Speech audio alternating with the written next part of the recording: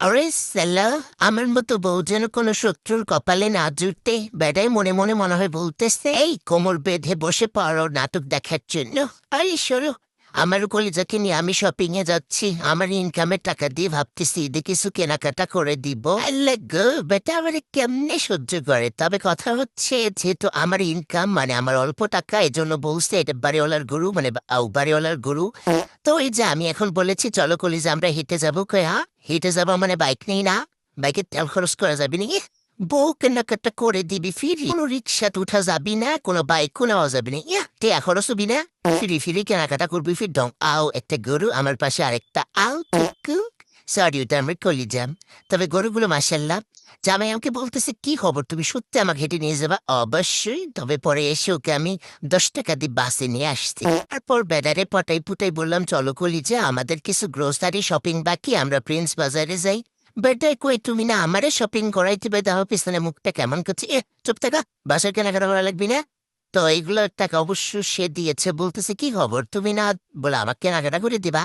এটি তাকে আমি খেপাচ্ছিলাম যে চলো মাংস ধোয়া লাগবি না হলে জিপলক ব্যাগ কেনা লাগবে। মাংস ধোয়ার জন্য আমরা জিপলক ব্যাগ কিনলাম। তারপর মানে সে কুতুর কাটা করছে, মুখটা দাও কেমন করছে, কমক্ষণ মতো করছে। এত ঢং করা লাগবে না, আচ্ছি আর যা ইচ্ছা তাই নিতে পারো। উমা গো বেটা দূরে বেড়াকার খুঁজে পাই না।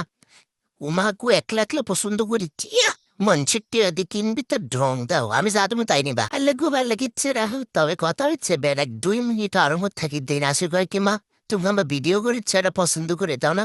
না করলি যা, কোমর বিষ করেছে চলো বাইর হই। কয় ঠিক আছে চলো। বেটা হচ্ছে অবলা মানুষের মতো করে বাইর হয়ে গেছে, মানে তাক আমি কেনাকাটা করবার নিয়ে গেছি, তাক ছবি তুলি ভিডিও করি। আল্লাহ গো হেঁটে আমার কেমনে সহ্য করে। ও মা ভাল লাগিচ্ছে না, করো পছন্দ করো, বউ কেনাকাটা করে দিবি। আল্লাহ গো আমার শপিং এ যদি কেউ এমন করে তাকে আমি ঘর ধরে বাইর করে দিবি, হিতে কেমনে সহ্য করিচ্ছে। মানে তারপর লারিবে আসছি, তারপর আমার কিছু পছন্দ হয় না, ওরা একটা পছন্দ হিসাবে না চলো।